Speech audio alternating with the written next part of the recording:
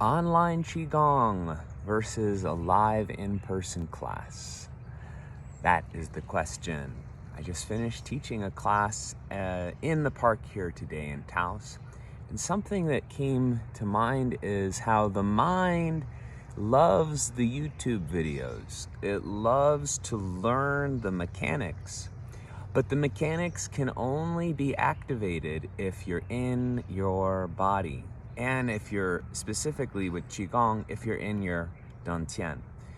When we're watching a screen, we are using a very strong sense. The vision can take up 70% of our share of awareness if we don't regulate that. So the first thing we do is we don't look at a screen so that we mute that dominant sense, so that we can bring more of that sensing ability inward into our body temple and into our field.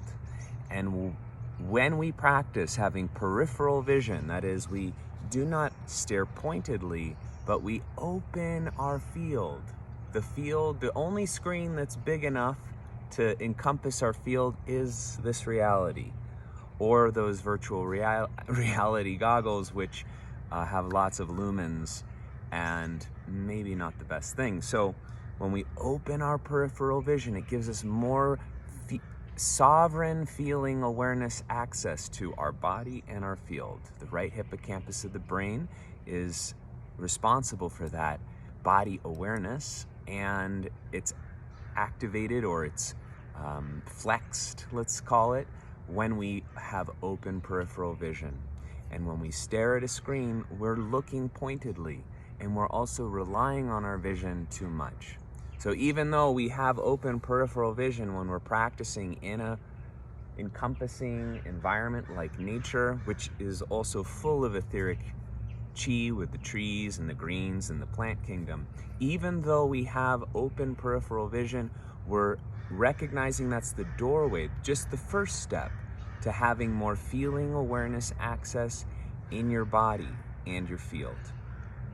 So when you're watching these Qigong videos, just use them as a starting point to then find your in-person practice without a screen.